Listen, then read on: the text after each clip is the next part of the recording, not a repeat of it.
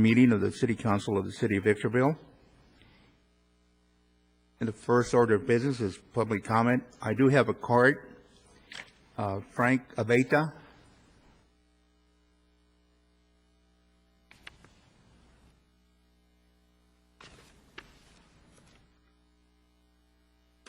Good afternoon.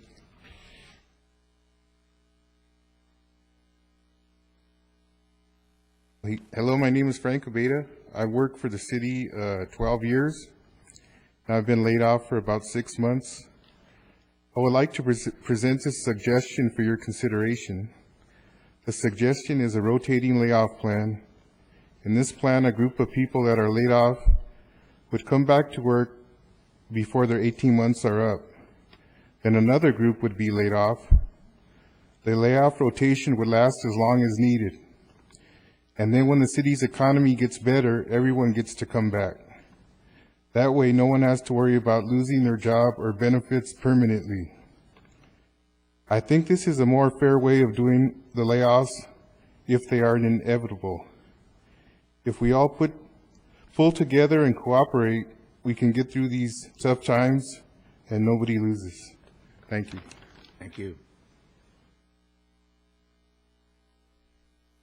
The only card I have. We'll now go into item number 2, and we'll have a staff report. Doc? Sean, if you would go ahead. This is a request following an item we brought before Council where we had to reject all bids for the construction of the operations building at the new wastewater treatment plant. We had broken that building up into multiple contracts so that we would give a fair opportunity to local bidders. Unfortunately, that failed miserably. We were authorized to go back and negotiate contracts, which we're in the process of doing. I'm sorry. You went to item 3? I guess I did I? I'm sorry, I did. Council, go ahead and then back up to item 2, and it'll be longer anyway, so if you want to handle it. Shall I continue with item 3 then? I apologize. The request before you in item 3 then is to authorize the issuance of a letter of intent to award a contract to one contractor as we continue negotiations. What we're trying to do is to recapture time that was lost in the bidding process and the rejection of bids. We feel very comfortable that we have a not to exceed amount. In doing that, we would give confidence to the subcontractors to order materials. There is no cost at this point in time. It's simply a letter of intent to award.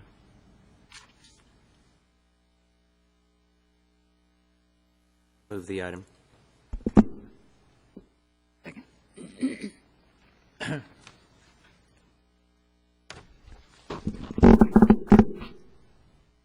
Councilmember Almond, I need a vote from you on this item. Thank you.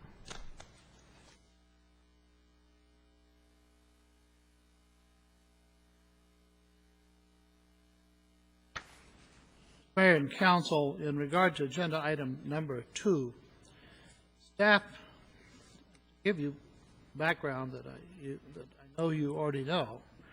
This original item started with the development of Spring Valley Lake that was either completed or nearly completed in 1972.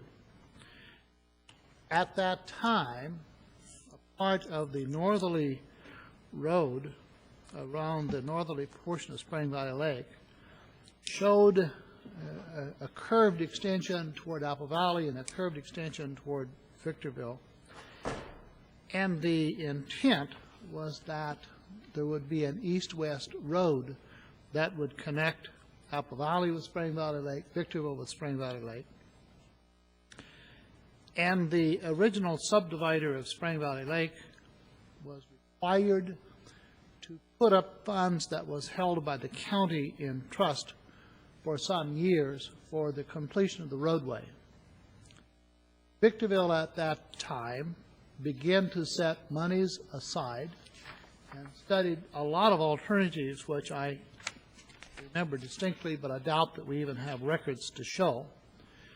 And there were two particular routes that the city had studied. One route was the extension of Green Tree at that time. The other was for the construction of a new interchange that would be approximately halfway between Palmdale Road and what is now Mojave Drive, and that there would be widening and improvement of La Paz easterly, including widening and improvement of Seneca Road, extended easterly through Green Tree East, curving around to the track, and then crossing at an undisclosed location. Those plans were never finalized, although there were several drafts in regard to how that could occur, and the whole purpose was to figure out the best route that would be from the freeway to that crossing. Over the years, the funds were spent on other items, and I think for most people, there was the belief that that was no longer a viable project, and to a large extent, it was forgotten, not budgeted, and not moved forward. Approximately 2 or 2.5 years ago, Apple Valley talked about their projects that were moving forward, the funding and the crossing of Yucca into westerly across the river to Silver Lakes. Excuse me, and their consultant began with the environmental designs and the actual designs, and that continued until recently, when a request was made as to funding that was going to be available for a corridor project. And if you will go back and research the records carefully, the first that corridor was used or corridor was mentioned or it became a corridor project, I believe, was April of 2009, when it was determined that there should be, or hope to be, a lot of federal funds. And it wasn't likely, excuse me, that a local governmental entity would receive sufficient funds to accomplish any particular project, but a corridor project cutting across multiple jurisdictions could, in fact, be moved up on the priority list to receive funding, and thus the Yucca-Loma, how many names did we have? Yucca-Loma, Yates, Green Tree. Yucca-Loma, Yates, Green Tree Nisqually, corridor was I-15. born.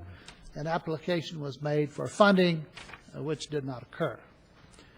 At that point, the question began, the commitment to the city, how much funding had been made available, and could this be a viable project to be completed. Staff reported at a sandbag meeting of the Mountain Desert Division that there was no funding. There was preliminary plans. We were working with Apple Valley and the county, but that funds simply weren't available. But we would continue to cooperate. The City Council of Victorville had continued to make a pledge to fund and move forward with the actual construction of the interchange where it intersected the freeway at Nisqually. And staff continued to work with the staff at Apple Valley, but one of the things that became apparent was that we had no funding, and there was some question in regard to the actual boundary that was located at the extension of Green Tree, or the connection from Victorville to the northerly part of Spring Valley Lake. In researching the record, there was a good reason why funding hadn't been made available by the City Council. Number one, there was no funding available, and number two, Council had not given staff direction. Staff had moved forward to a large extent on a lot of assumptions over the years, but the matter, as far as we could determine, had not been formally brought back to the Council to receive direction, although informally there had been some discussions. We brought that to the council's attention. John McGlade, the city engineer, and his engineering staff have put together a presentation, and they will try to fill in all the blanks for you. And if council's permission, Sean, if you would proceed with Thank you, this. Mr. Cox, Mayor and Council. I think Mr. Cox has given a background beyond my recollection as regards to the Spring Valley Lake participation. I was here at the time when a study was commissioned by through a joint agreement between County, Apple Valley, and Victorville for an alignment study. That was done in 92, 93 era, completed in 94, which looked at the alignment. Let me see if I can get you to a graphic, which was the red line, if you will, as Green Tree Boulevard would be extended to the east from Hesperia Road. It would cross the railroad tracks, intersect with Ridgecrest Road, and wrap around on Yates Road. Even before that, in 1988, there was a citywide traffic study done as part of the general plan amendment in '88, and that's the first time I think it was formally recognized on a city document that that was a future road alignment in our circulation element. More recently, the city commissioned Parsons Brinkerhoff to do another focus study on this segment in Victorville. There were several issues driving that.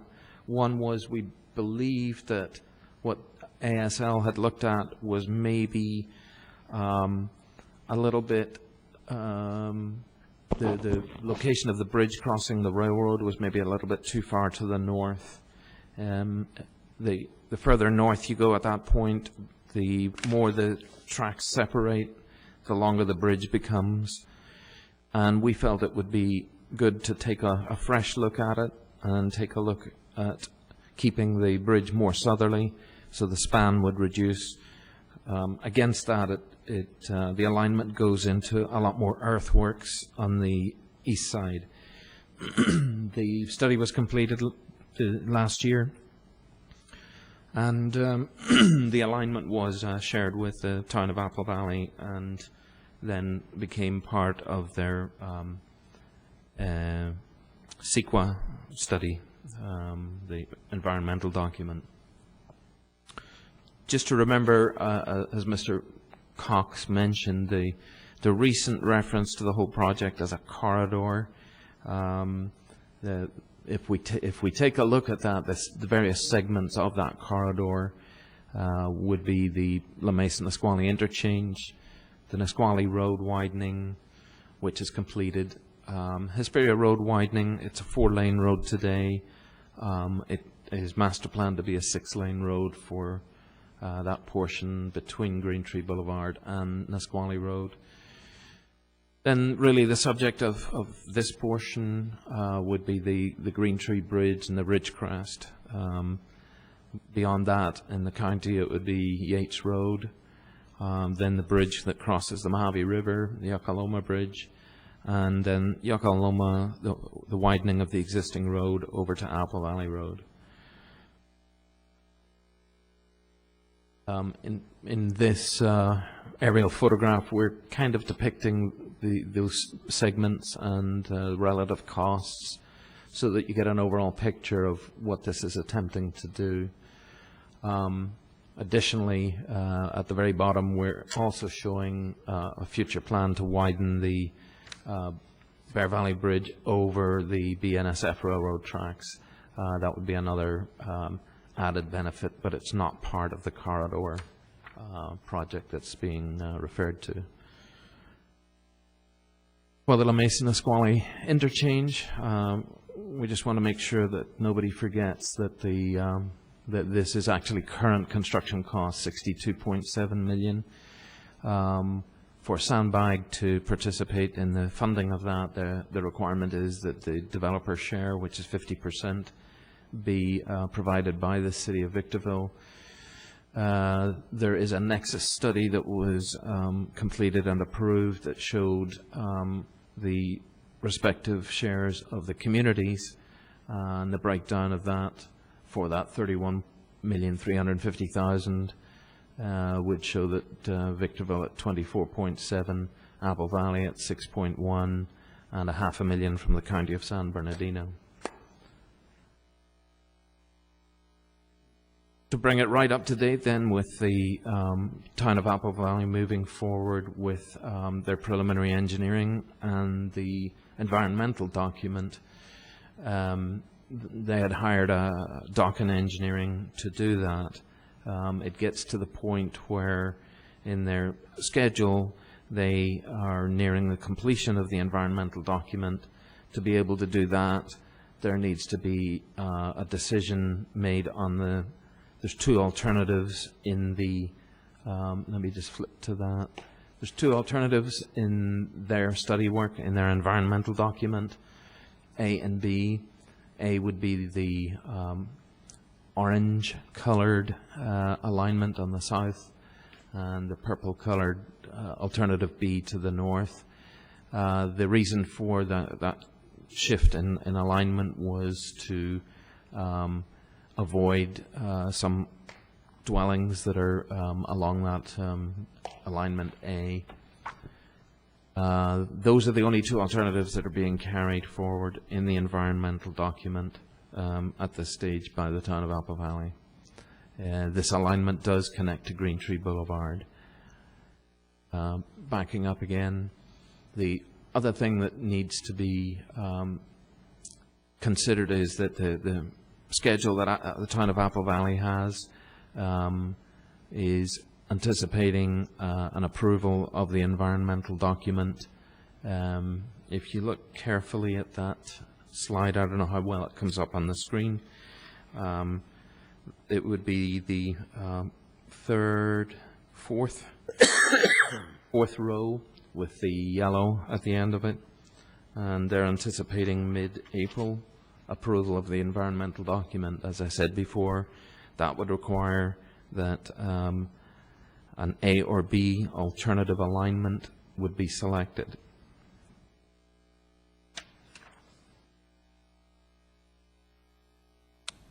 Again, that's just the two alignments that are being considered in the environmental document at this stage. At the last council meeting, there was concern raised about the alignment of Green Tree Boulevard, as the studies prior to that had indicated it would connect into Green Tree and Hesperia Road.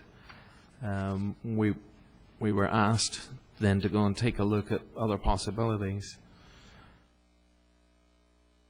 In doing that,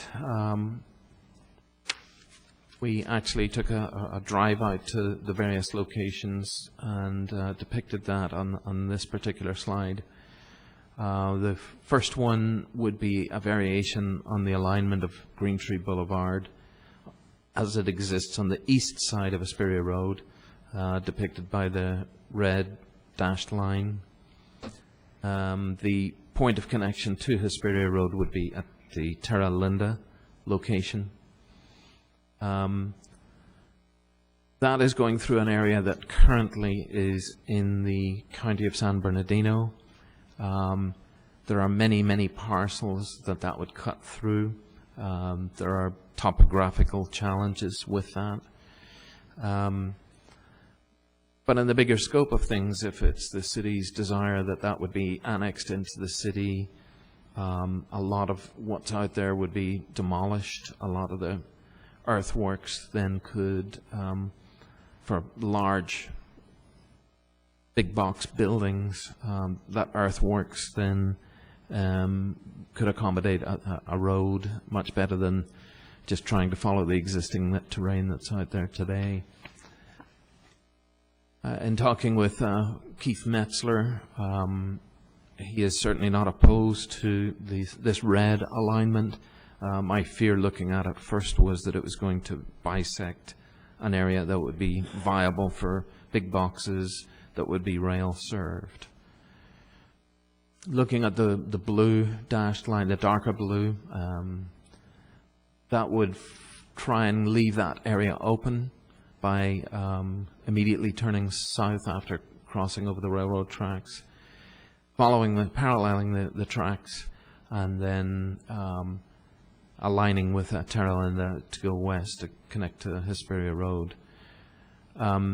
The challenges with this one are really how severe these turns would have to be, and also we're also challenged with a road that would get between the main line and rail service then to big boxes. So it's good that we open up that area for big boxes, but it hampers it in getting rail service. I mean, it can be done. It just means that you've got every track that feeds into a building that's going to cross a busy 4-lane road. And the third option then that we looked at was Ottawa Road. The challenges there on the east are that we'd be connecting into Ridgecrest Road at a T intersection. For the kind of volumes that we would anticipate wanting to use Ottawa at that point, we would need to have some improvements beyond the standard 84-foot width for an arterial street. Could be done. There are probably at least 2 homes that are currently occupied that would need to be purchased, plus other vacant lots, properties that have been subdivided.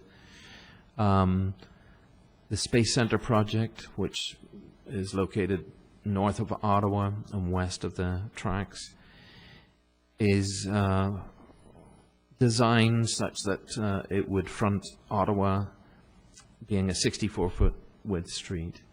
That would not serve the volumes that we would anticipate if this were to be, in fact, the continuation of the Yakaloma traffic flow.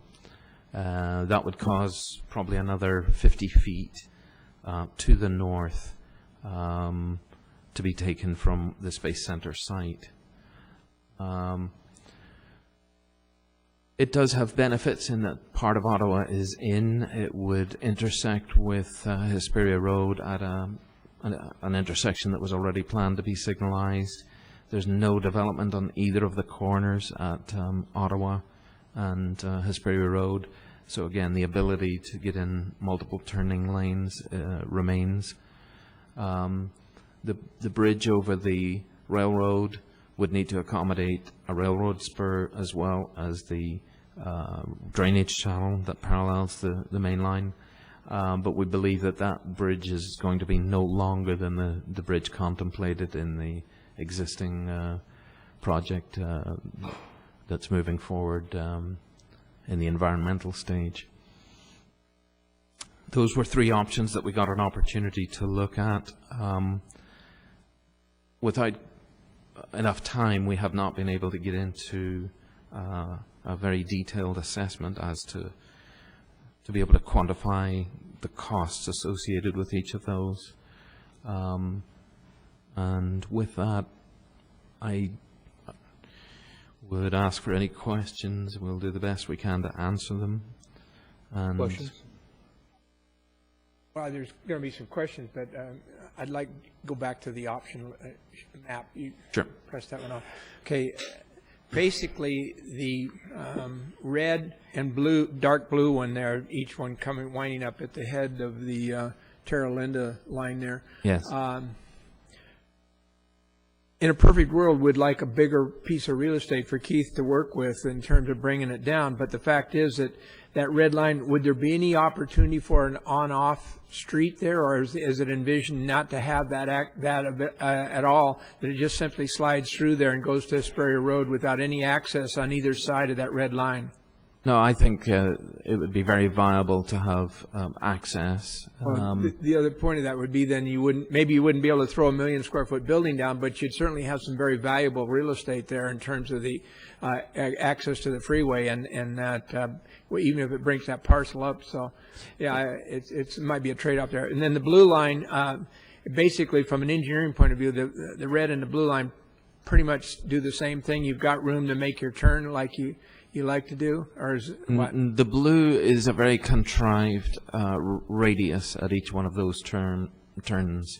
It would cause the traffic to slow down considerably to negotiate that. I mean, there's, you know, in the perfect world, the radii that you see on the red alignment for an arterial carrying that amount of traffic is the desired radius. So even if you cut that corner up there, that instead of that 90-degree, you bring it out more? Yes, even with that, it's still compromising. Let's put it in terms of design speed. The red would have a 55-mile-an-hour design speed through the curves. The blue, the dark blue, might be down as low as 30 miles an hour, Brian, you think? Yeah. Okay, then the third idea, the light blue line. It's true, you I can't envision it without the building looking there, but the fact is, if since we're working on maybe bringing in this real estate into the city, the county's whole into the city, could we move that footprint enough to accommodate the easement for as wide a road as you want down through that light blue line? You know what I'm saying? Instead of, you were concerned about the closeness to the buildings. Well, if we've got access to this real estate up to the north there, could we move that 1 million square foot building that way as well? My belief is yes, that's an issue, but it's not an insurmountable issue. Those are the only things right now for that. I don't have any questions. I'll just wait for comment. Question? Sean, I know you're looking for direction from council, but from an engineering standpoint of the alignments shown, which is the most preferable? It's either the red or the light blue, I think. I'm concerned with giving you an out-and-out yes vote on the red alignment because I know there are some hills out there that are pretty substantial. That's the best I can answer. Either red or light blue. Including the green?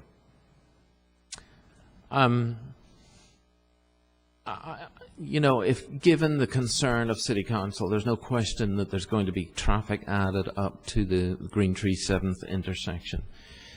If the direction, the direction given was let's look at something else that doesn't have that same kind of impact, and looking at the other alternatives that will encourage traffic to use the La Mesa Nisqually interchange, the red or the light blue. But there's no question that the green alignment is going to impact the Green Tree 7th. That's unquestionable. John, question. The alignment that was completed in 1994, that was the Green Tree alignment, right? That was the Green Tree alignment. That's what we've been following, in the intervening years. I understand the concerns now. I have the same concerns, but how many years ago, maybe somebody should have said, need to turn in a different direction. Yeah, and in 1994, we probably didn't know then what we know now. I mean, we've come another 16 years since that. Well, what would be involved in changing the alignment?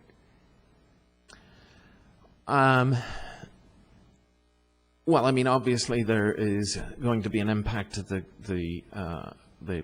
approval of the environmental document if we say that we need to take a look at some of these other alignments at this stage. So there's engineering work that needs to be done to take a look at the feasibility of these other alignments, and try and put some kind of a cost estimate to them. They'll both work very well. We think the bridge issues are not dissimilar as far as cost and span. And it'd be, an engineering effort to put some kind of a further study work and turn that into dollars and then bring it back to City Council. Now, the red alignment will give you a more even flow of traffic. It'll certainly be, both the red and the light blue are going to have issues in moving traffic through an intersection at Hesperia Road. The red one, though, has a more circuitous alignment than where it goes back around Yates. The light blue one is going to have another intersection capacity issue Ridgecrest. at Ridgecrest, yes.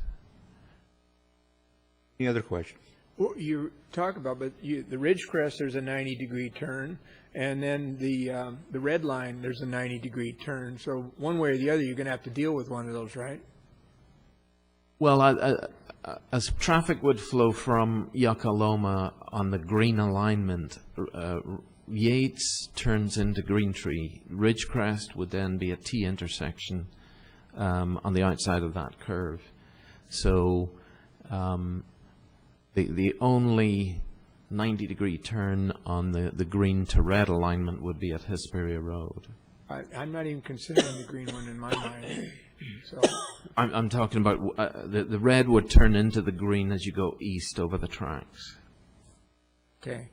So there's I got no you. Oh, okay, I got you. there's no intersection per se that traffic would need to turn 90. What is the impact on Apple Valley's progress if we decide to change the alignment?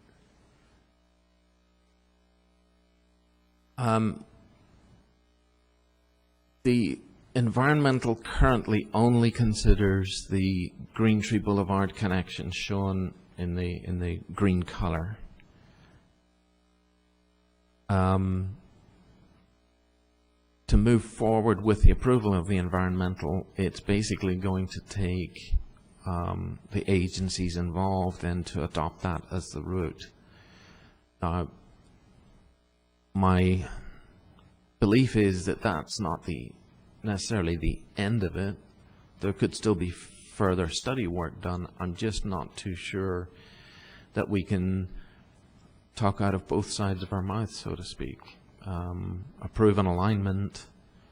At the same time, we know that we want to do something different. I don't know how else to put it. It's a difficult issue.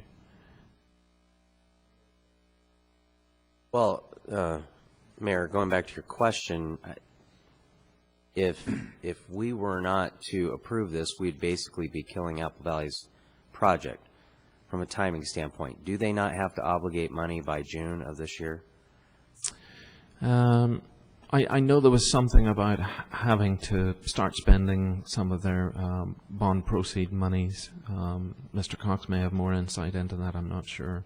Well, your memory is the same as mine. They have sold bonds, they have made a commitment, and they need to go to, I believe they need to go to bid by a certain date because of bond monies that are involved. We can confirm all of that, but their intent that they have expressed publicly and to the staff is to move rather quickly and intend to go to bid as soon as they can, which we believe would be around June or July of this coming year.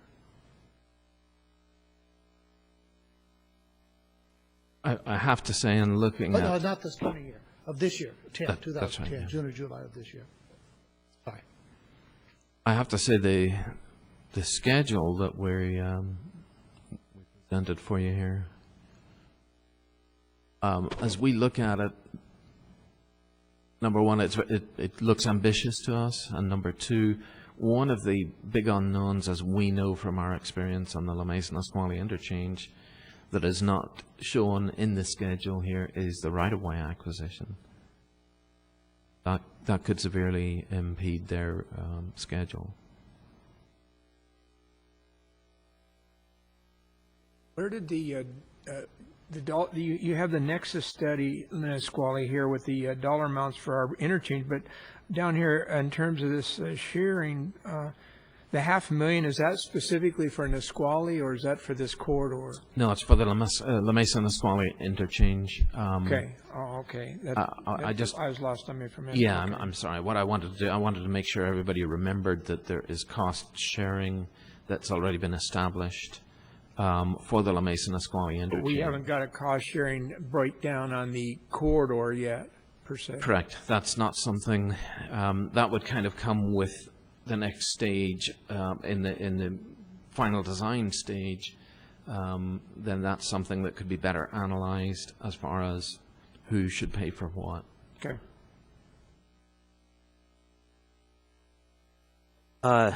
Sean, going west to the intersection of Green Tree, 7th, Palmdale, that intersection's a problem now. That's and right. so the concerns with respect to traffic ending up there are definitely valid. What plans do we have to improve that intersection at this point in time? Because let's just take this out of the equation, but we've got problems there now that we need to deal with anyway. So, are there plans? Has you and your staff looked at some options with respect to that intersection to improve it in the traffic flow there? Because I mean that's there now.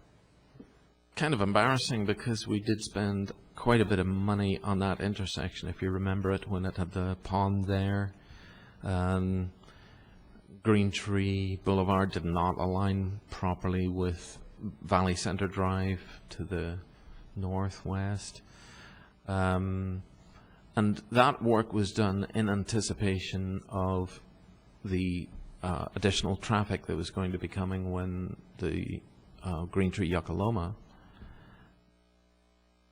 project would be built. But you're right, it's at capacity right now. Any additional traffic trying to get there is going to just gridlock. You know, the phenomenon in traffic engineering is that the traffic flow is just like water flow. Water will take the least path of resistance. And so, you know, I hate to say it, but as that intersection would get worse, people would stop going there. So in and of itself, it would force traffic to look for alternate routes. It's not the way we like to do traffic engineering business, but that fact remains.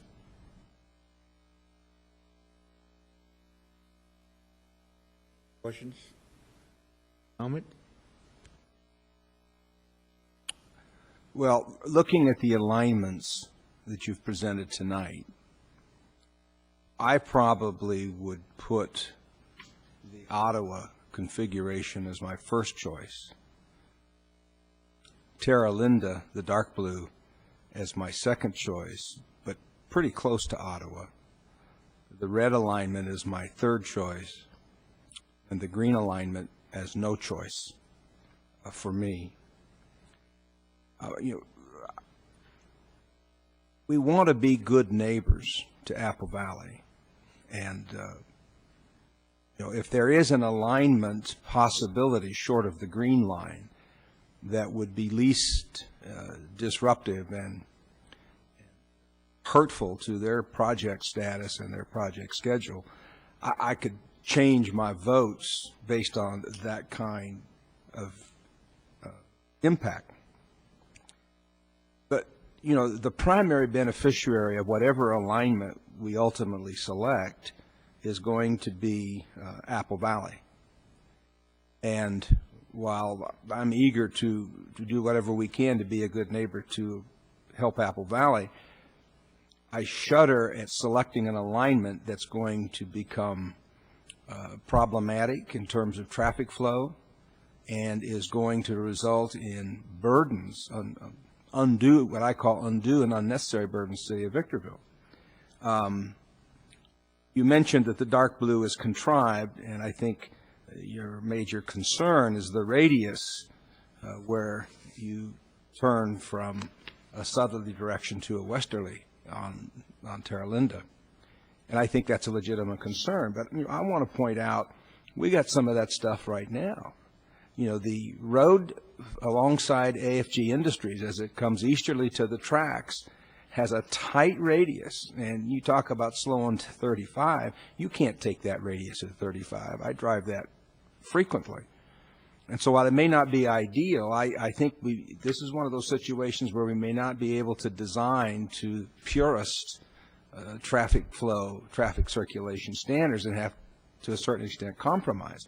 And I'm not all that sure that maybe having some traffic restrictions, if you will, in terms of speed through there maybe isn't such a bad idea. You consider the people exiting Apple Valley on Monday through Friday mornings trying to get to work. It's like every other commuter, they're going to be in a big hurry. And if you've got a straight shot that encourages 80-mile-an-hour traffic, I wonder what kind of problems that may result in. So I'm not insensitive to your tight radius issue, but to me that's not a driver if there's a good reason to go that way. Going back to the 7th Street, Mariposa, Palmdale Road intersection, and Councilman McAkron's right. I agree with him, and I've said it myself. That intersection is a mess. There will be no, in my opinion, there will be no Caltrans or federal dollars for a rebuild or a rehabilitation of that intersection. It'll be solely on the shoulders of the city of Victorville. There won't be any contributions from the county. There won't be any contributions from Apple Valley. So think about the cost. You've given us some numbers tonight for the Nisqually interchange. If I've done the math right, it's about $108 million. Now, granted, that's to build a new interchange. But you figure how long it takes to go through the Caltrans process. We're what, 10 years on Nisqually? Maybe a little more? Years, yeah. If you started today, assuming you could ever get Caltrans to cooperate, you'd have to be optimistic to think we could do it in less than 10 years, which means all of that stuff backs up and backs up and backs up, and whose constituents are going to be impacted and beating us over the head? It's our constituents. They're the ones that suffer the burden and the inconvenience of ever-growing amounts of traffic at the principal intersection into the city of Victorville. So, for me, I would trust your judgment. If you told me Terra Linda is better than Ottawa or vice versa, you're the engineer, and I would be persuaded by that kind of a dialogue with you. But we designed and spent the money to build Nisqually and to widen Nisqually in anticipation that we would be taking traffic from the east. I just, would we have done what we have done in terms of at least the widening and improvement of Nisqually if it wasn't going to be the major east-west thoroughfare through that part of the city? And while I'm not an engineer, I question whether we would have gone to the lengths that we've gone to. So the configuration that will move the traffic to Nisqually and onto the Nisqually-La Mesa interchange, to me, is the way it ought to go. I hate to see the red configuration because I think it cuts up a lot of prime land for industrial development and job creation. But that's my contribution to this discussion. My first choice is Ottawa, slightly ahead of Terra Linda, the red being the third choice from my perspective.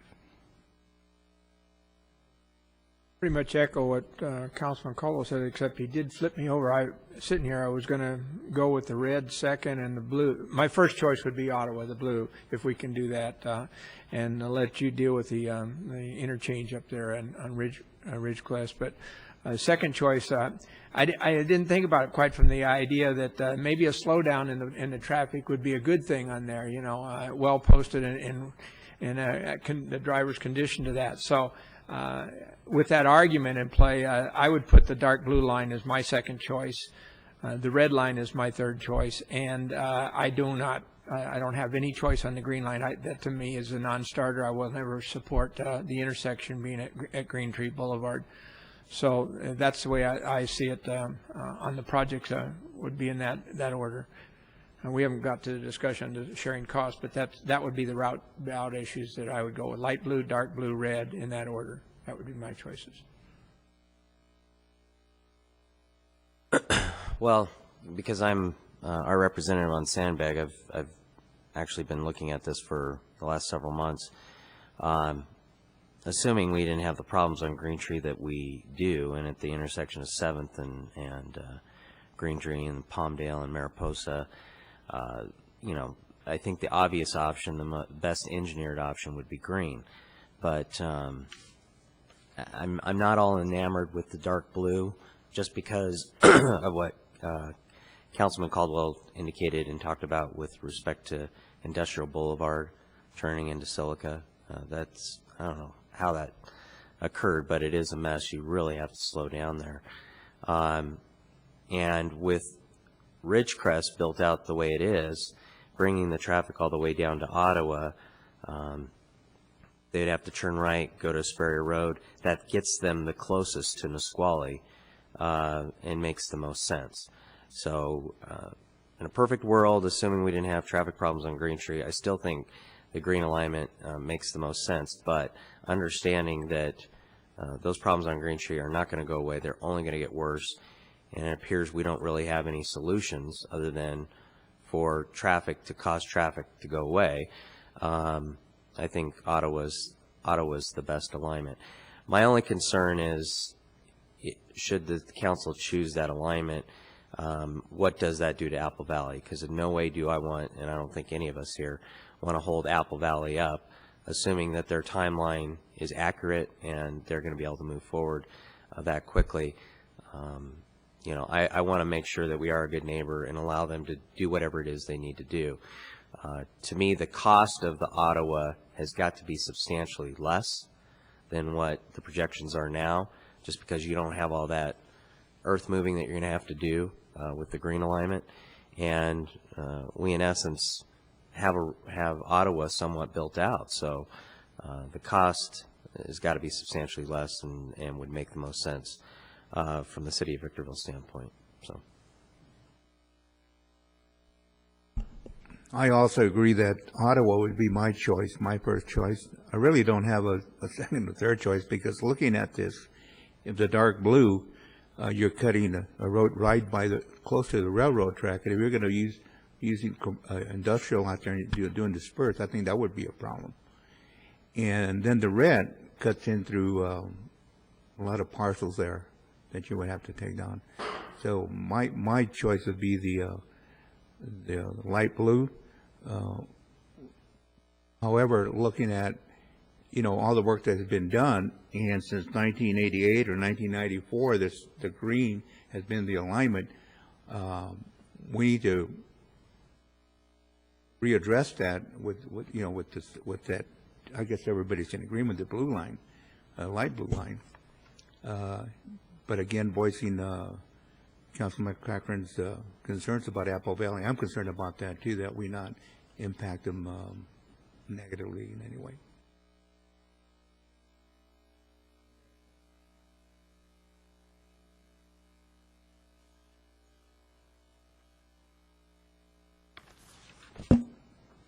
Thank you. Part of this discussion, though, you know, not as urgent as the route. Let me just make an editorial comment, because it's kind of nebulous about what we want. I'm assuming that we're going to take a vote on these routes tonight and put a policy, at least from the council's point of view, in terms of the route. And I'd urge us all to maybe think about an alternate. What if he bumps into, as he's standing here now, he doesn't know, but he can't do that light blue line. What if that's a non-starter because, and we don't, tonight we don't know. Then we can obviously play off of the other lines. But we need to vote tonight on a route. But having said that, I think that we need a very quick and serious discussion on the cost analysis associated with this. A good part of the routing here is in the county, and the county is going to have to be a major partner in this, not just a minor partner. So they have to be at the table. We have to discuss all of the different benefits that everybody is deriving from this. For the most part, this is all a pass-through traffic that's impacting Victorville and getting it on its way to the freeway. And much of it's going through the county land. And so before we move too rapidly on our annexations for the donut hole area there, we need a discussion about who's covering what costs in terms of this corridor.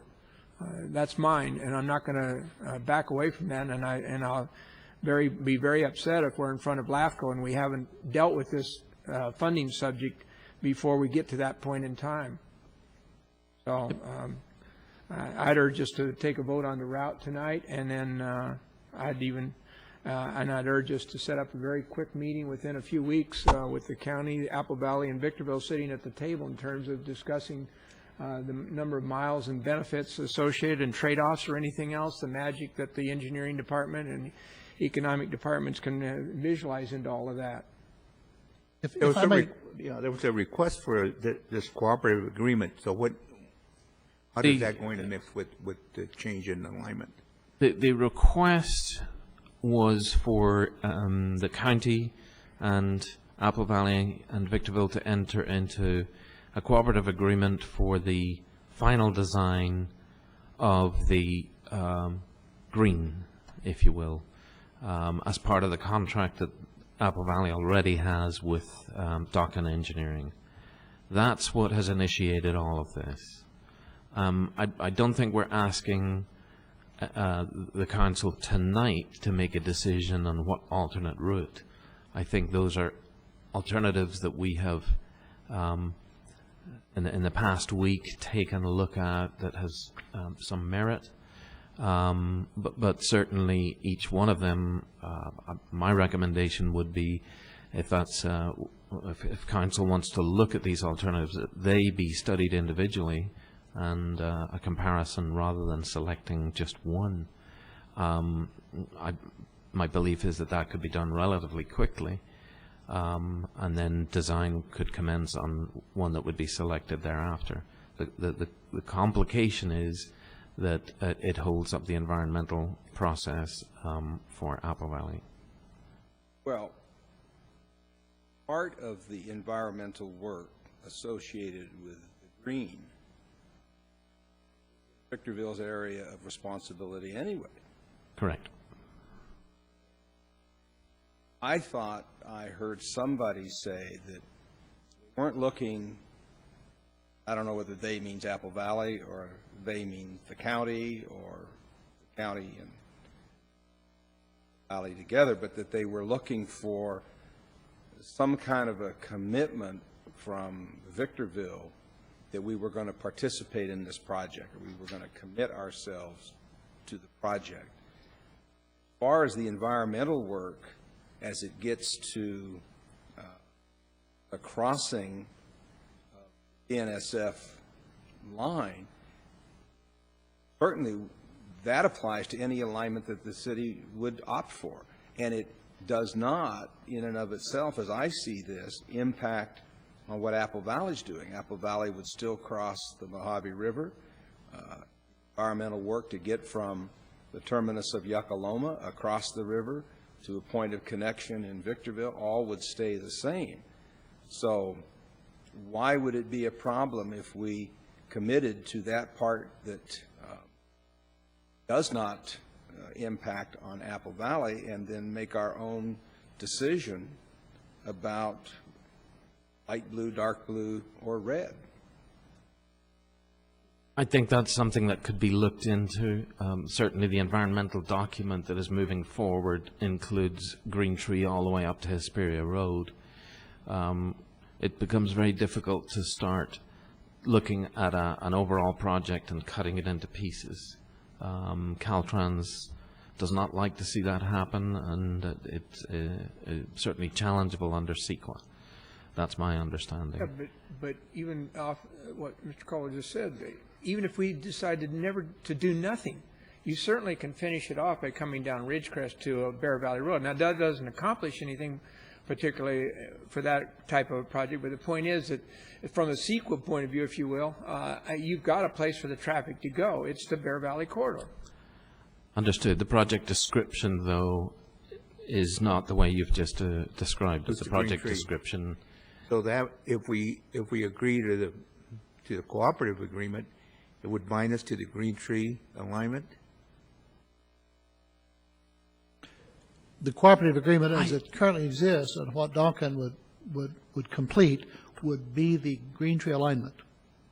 That's correct. Does it bind us to that? I'm not convinced that it binds us to that. We can always change our mind later, but it becomes very difficult to adopt an alignment and then next week change our minds. I think there's a third item, if I excuse me for the interruption, but there's really a third item. Backing up just a little bit, Apple Valley's moving ahead. The environmental reports do extend into Green Tree at Hesperia Road where they intersect. The design has not been completed, and Duncan Engineering has completed all the Apple Valley and looked at the northerly portion of Spring Valley Lake. So the request is, since the city of Victorville did not budget in the 1 or 5 year capital improvement program, is to enter into an agreement, a cooperative agreement where Duncan would go ahead and provide the final design that would be in accordance with the environmental reports, which would be Green Tree Boulevard. The purpose of that would be to reimburse them at such time as we move ahead with our project. And then a third item that's not listed here, I think, is a discussion and commitment by the council to be committed to the corridor project, not necessarily the alignment, because you can't do that. But I think there is concern that have been expressed because of the financial condition, and at this point in time, everyone's still trying to recover what would happen if County and Apple Valley moved ahead, but Victorville decided not to on any alignment. So that I think that both Apple Valley and the county is looking for commitment from Victorville to be committed to completing the corridor project, with the understanding that what we have discussed and funding that we have requested and will continue to request with the cooperation of the county and Apple Valley and Sandbag is a corridor project that essentially starts at the Nisqually interchange, follows Nisqually to Hesperia Road north to a easterly route that this council will choose to connect to Yakalama. And that, I think, is one of the important items that the other two parties, county and Apple Valley, is looking for.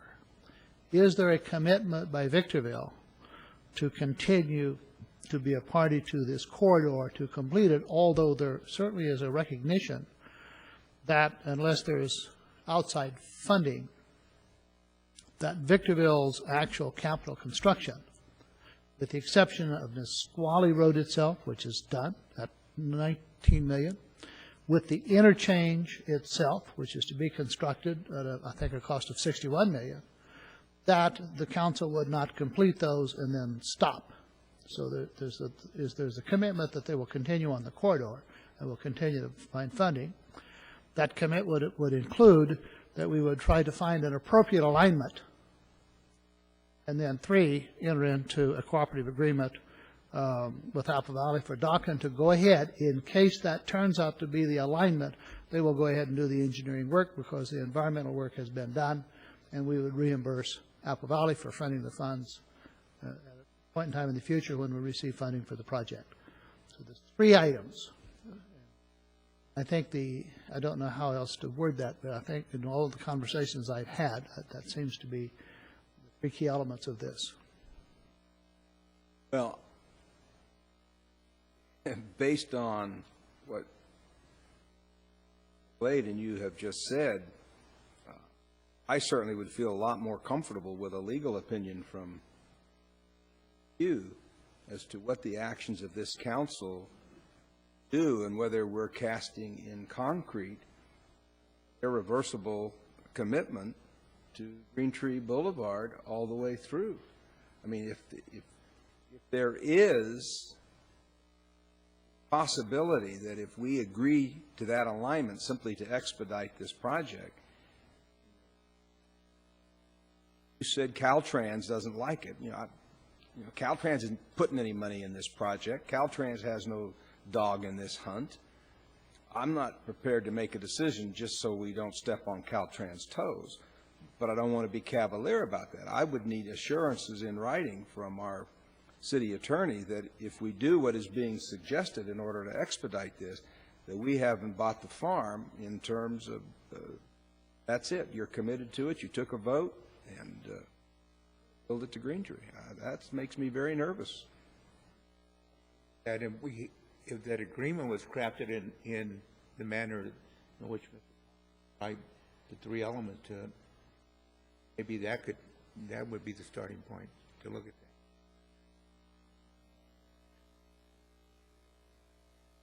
that. I think we're all committed to this quarter. I think it's unanimous. Yeah. Just in the agreement, not binding us to that Green Tree where we have the flexibility of. Can't Green Tree, that study be taken out and just reverse it, make the discussion that Clark said, and don't even reference Green Tree as the document, preliminary document there at all, because I won't vote for it with Green Tree in there, knowing damn full well that people pull the rug out from us, whether it's the county, whether it's the state, whether it's the federal government. I don't trust them. And I'm not going to support it if it mentions Green Tree as a possibility. I won't even vote for it.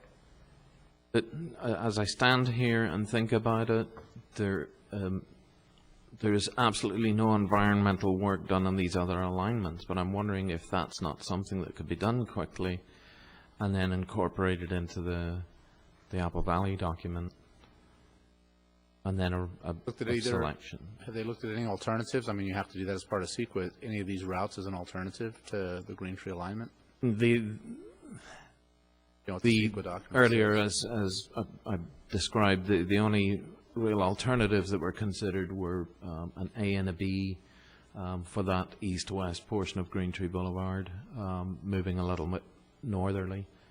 They haven't certified the CEQA document yet. That's the problem. I think that the CEQA document has given no consideration to these others. And just as a reminder, what the blue and the red both traverse that county area. And I'm believing that back when the previous alignment studies were done, we were sensitive to that, and the red one does. Well, the light blue, Ottawa, there had to be environmental work done on that alignment because we've improved chunks of it. It was over on the east side. It's a two-lane local street. On the west side, it's a two-lane industrial, and what we're talking about is, quadrupling the traffic flows. As active as the no-growthers, environmentalists are in trying to slow and kill projects, if alternatives haven't been at least partially addressed, it seems to me that there's another big gorilla in the room, and that is somebody coming in and challenging it under sequence, saying you didn't consider alternatives. I mean, to me, that is very risky. There are a lot of people who do not want to bridge the Mojave River. So if they see an opening, I mean, the Briggs Law Firm will probably be right here in your office demanding all the records and taking your deposition with regard to what alternatives did we pursue. Right. So, Sean, could we go back to Duncan and ask them to amend their environmental review to include these other alternatives so that we have these choices in front of us besides the one? So certainly we can do that. Obviously, we have to do it through the town of Apple Valley. The contract is with Duncan is between Duncan and the town of Apple Valley. It would mean I'm guessing many months of biological studies that would need to be done, and air, noise, We end up water. paying that portion of the bill anyway, right? Whatever. Under the current cooperative agreement, there is cost sharing for that environmental work. If that's an additional scope, that would add to our side of the cost, yeah. Well, I don't think you're going to get a vote on the agreement unless we have maybe an agreement crafted with Mr. Cox's 3 elements in there and then reviewed by the attorney, and then with the flexibility of realignment, and I think the light blue is the #1 preference, although, like you mentioned, you might want to look at the other ones too.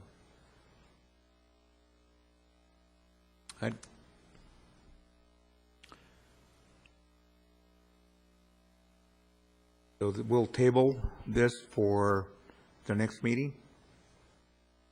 Can you bring it I'll back give you that time? quickly? Or we can have another special meeting in a couple of weeks. Mr. Mayor and Council, for discussion purposes only, if you'll look at the map, actually this map, I don't know if you can put this up behind me or not, that shows county. I tried to, there, yeah, that one. I tried today to find some data, and I didn't have the time, but I'll do that and submit it back. Remember at the time that Spring Valley Lake was constructed and approved by the county back in 1971, 72, there was a lot of area that was not in the city of Victorville, and when they talked about the road construction, I particularly remember who would be responsible for building the road that would be the extension of Yates Road. We have written Green Tree Boulevard in on the west, but at that time it was considered an extension of Yates Road. Just as a little history, it was an extension of Green Tree Boulevard at that time. And the county at Spring Valley Lake and the property, I believe, east of the track was also in the county, and we're trying to confirm that, and we will get those maps out. But I specifically remember the discussion that, if you will notice where it says county, the extension of what is now said Green Tree Boulevard actually straddled the line. And as I recall, and again I'll confirm this, that the county line was actually on the east side of the railroad tracks, because we had informed the county that their share would not only include what the money that had been put up by the original developer, which I believe was Boise Cascade, but also the county would be required to pay half of that extension that was in the county and half of the cost of bridging the railroad. Particularly remember that because we could never get an agreement, and with a later supervisor after that, when we broached the subject again, the answer was no, and there was an attempt at that time to have us to annex the area so that that cost would be a total cost of the city. And we all have our financial problems, but the county did not want to be a participant in that. And I believe that Mr. Caldwell and I met with the subsequent supervisor, and they indicated that since the intent originally was Spring Valley Lake would be annexed to the city of Victorville, is why people agreed to that. And when the people decided by vote that they didn't want to be a part of Victorville, the county was not willing to pay that. That portion was canceled from the county's point of view. In talking with staff, it's kind of been sitting in the back shelf for years with an unknown of whether or not the county would be agreeable to paying that portion of that or not. Recently, when it was brought to the city council's attention that as a result of a big box in the northerly end of the industrial park in the redevelopment project area, that a condition of LAFCO is that the area designated county all had to be annexed to the city. The immediate question of some members of the staff was, what happened to the old county commitment to pay their share of that railroad crossing and the northerly half, the southerly half of that extension? In searching through records, and we don't have records, very few records we have, we can't find the data. We do not believe that the county ever committed to pay a share of that, which we think is why there was never any money committed after about 20 years ago, and why no studies were ever done. And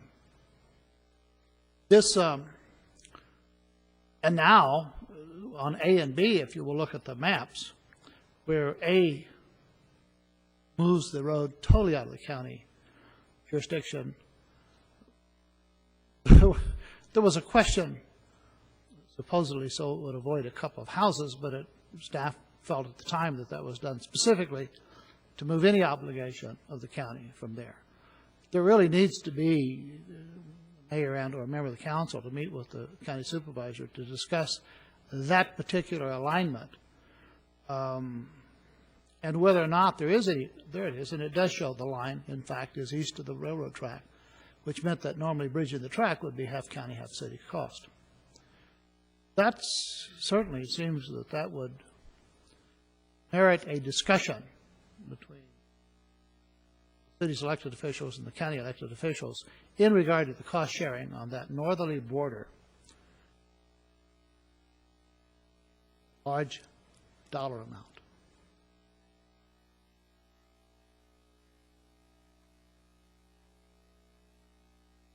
Well, do you think it would be appropriate to have the council take that position tonight and ask for a meeting that would be between the mayor and a member of the council and first district supervisor and whomever should be involved to get that dialogue going? If we don't take the initiative, it ain't going to happen. Earlier, I think what current county supervisor Apple is looking for is a commitment, at least verbalized, that the city is not going to just kill the project, and is certainly would move forward on the corridor. Council has said that they're committed to the corridor; they just can't find the alignment. That being said, I think it's really necessary to start having those meetings with the county to negotiate. You will notice that the one in red, I don't have the map in front of me, cuts right through the county territory, but with the demand that you immediately annex the territory, does that mean there's no cost to the county? These are negotiable items. I think that we need to find out. There's a tremendous benefit to the county, Apple Valley, and I believe more so than Victorville, but that's up to discussion. But certainly there's a large number of people in Spring Valley Lake who are upset at Bear Valley Road that gives them easy access. And one of the biggest users is going to be Spring Valley Lake, and yet when you look at the cost breakdown, it's one of the smallest contributors to Nisqually and or this, and it hasn't really been determined what the county's cost breakdown is on this particular instance. It has been on Nisqually, which is a very small amount. That small amount is justifiable because the Nisqually interchange, Nisqually Road, goes to Hesperia Road. Once you open it up to a, quote, corridor, and you open up access from all the people at Spring Valley Lake, easy access to the freeway without battling Bear Valley Road, there's a huge cost savings and a benefit that hasn't been quantified nor negotiated, and it should be. Well, I certainly would suggest that the council encourage that kind of a discussion to occur forthwith. I think appropriately it should be the mayor, and I would suggest that Councilman McAkron should be involved. He is our transportation guy. He's on Sandbag and been vitally interested in the Nisqually-La Mesa interchange project. So it would seem to me that those would be the two most appropriate city officials, along with yourself, Cox, because you have the history, have the memory, the institutional knowledge that's probably been forgotten by a lot of people, and open that dialogue. We'll do that, and also staff can get the other information for us, come back. I'm not going to put a period on it because it'll be up to you when you get the work completed or you get the meetings done, so you can come back to us. I'm just being reminded there's a 9 or 8:30? 9 o'clock meeting on Friday after the Mountain Desert meeting, or before it, I'm sorry, on the Oklahoma Green Tree. And I'm wondering if that's an appropriate time then to have that conversation. This Friday, This Friday, yes. it's before the Mount Desert meeting? Yes. It normally would be The held after. mayor and I are committed right shortly after that through till 1:30. Ekron will be there. Well, yeah, the meeting will only go 9 to 10 because of the Mountain Desert Committee actually starts at 10, so it could not go longer than an hour. Hopefully that would allow you to get to the Hispanic Chamber function. Yeah, so. All right. All right. I just think that it needs to be made clear to Apple Valley and to the county that the council's committed to this. We've all said it here tonight, so there's been some question as to that. I don't think after tonight there should be any question as to our commitment to it.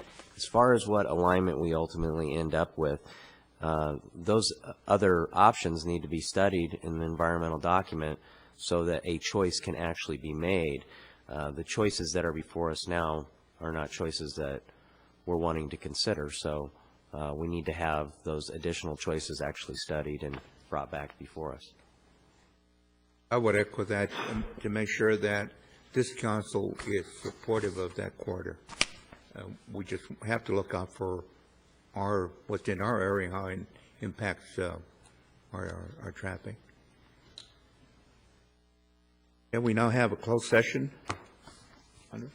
We have 3 items on closed session, and to the extent there's any reportable action, we will come out and report that. The items are specifically set forth on the agenda.